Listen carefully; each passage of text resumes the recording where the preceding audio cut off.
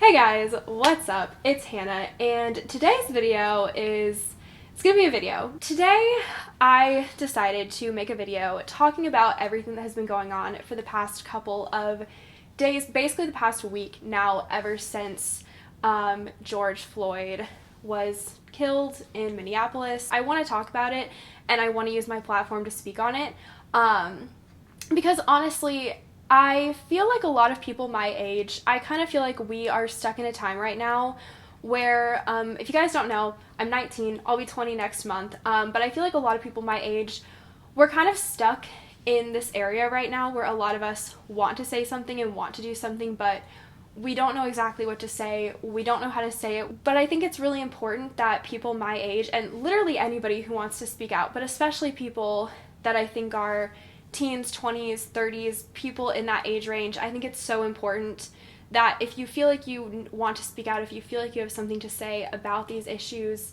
to maybe say it in some platform in some way. Personally, for me, as a young white woman, I think a lot of times I don't feel like it's my place to interject my opinion into situations like this, and honestly, that's not what this video is about. This isn't about my opinion on the situation. I think it's horrible, 100%, but I don't want this video to be just like me hammering off opinions, because at the end of the day, there are people suffering in this country. They are suffering because of a system that has been put in place for pretty much since the United States has been created. I think a lot of times the issues get so personal, which I don't think is anybody's fault. I think it's very normal and human that we take things to heart. We don't want to be bad people. I think a lot of people don't have malintent. They don't have bad intention against anything, but it kind of can become like this, oh, well, I'm not the bad one, I'm not a bad guy. I don't do these things. But the truth is that we all play into these societal systems. I, as a white woman, I will never understand what Black people go through in this country. I will never understand what they actually feel on a day-to-day basis, and the fear that they actually feel, and the pain that they actually feel. I can never understand that. And so I don't want to sit on a platform and try to speak for Black Americans, or try to feel outraged for them, or try to say what I think they should say, because I don't think they should say or do anything in specific. I don't think it's my place to tell people who have been marginalized and oppressed for so long and treated differently than me just simply because of the way they look. I don't think it's my place to speak on what they should do. But what I do want to say is that even though I can't feel their pain, and I will never understand what it is truly like to be a Black individual in America, I know that there is pain there, and I know that there is suffering there, and that is something that I can do something about. And I think it's so important to remember that there are so many ways that you can support these causes, that you can support Black individuals, that you can support Black Lives Matter, and it doesn't just have to be protesting. Now, obviously, if you feel like you would if you feel comfortable protesting, I think that is a great thing to do. I completely understand why people wouldn't feel comfortable. It can be dangerous. I also understand why it's happening. And I think it's important that we don't judge people's reactions to things. I mean, obviously, there are aspects of the protest that you can agree with or disagree with, but I think it's important that we don't overall judge the idea of protesting and, again, telling people how to react. I don't think is appropriate. If there are protests going on in your cities, obviously, if you feel comfortable, if you feel like that's something you want to do, I think that's great. Honestly, if I wasn't living at home with my parents right now, and if I was back at college, I would probably be protesting. I probably would have gone to the protests, because I do think it's important to try and stand in solidarity with people. There are a lot of reasons why people can't or don't feel comfortable, and that's completely fine. There are other things you can do, such as donating to charities and giving money. I think that is a great way Obviously, not all of us have a ton of money. I do not have a ton of money. However, I do plan to donate. I do plan to donate to a charity. If I do, I will put the amount, well, I will. I will donate. But whatever I do donate, I will put the amount in the description box down below, and I'll also put the charity that I donated to down below just so you guys can see that. If I can get a receipt, I'll screenshot the receipt. I will link a bunch of resources down below in the description. So I will link charities, I will link things to go donate to. I've seen a pretty good amount floating around on Instagram and social media, so I'll try to collect up as many as I can, find some good reputable sources, and like I said, I will put those in the description box down below. Another way is to talk about it on social media, and I know this one can kind of get a little iffy because I think there is a place to talk about armchair activism and the idea that, especially with social media, I think we've kind of been given this idea that we can make one post about a topic and that's us doing something. But if that's all you can do, if you don't have the money, if you don't feel comfortable protesting, those kinds of things, I do still think it's important. If you have an opinion on a topic and you want to speak on it, make a post on your social media. That is still an audience. That is still people seeing those things. Obviously, don't be demeaning towards anybody or rude, but I do think it's important to, like I said, put your opinion out there.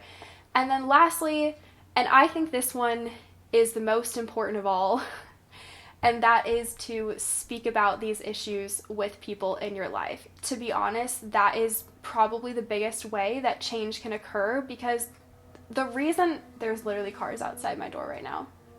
My window. The reason that we, I think, are in the state of a country that we are in right now and that we have been for a while is that there are a lot of people, maybe perhaps older generations, who kind of already have some ideals ingrained in their head.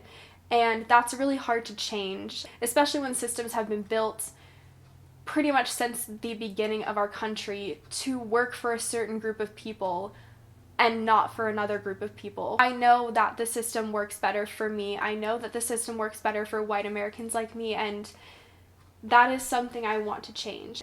Having conversations, and not just one-off, oh, did you see the protest downtown, or oh, did you watch this video about what happened to this man? Actually having real uncomfortable conversations with friends, with family members. You might not even change people's minds, but if you can start those conversations and have conversations about inequality, about injustice, about race issues, about things that are uncomfortable but that are real, even if you don't, change people's minds, that might not happen, at least you are kind of even just planting that seed of getting people to think a little bit more about the issue. It's not about feeling guilty about being white. I've seen a lot of posts on just all social media platforms, things that say, I feel very ashamed to be a white person, and I understand the sentiment. I get it.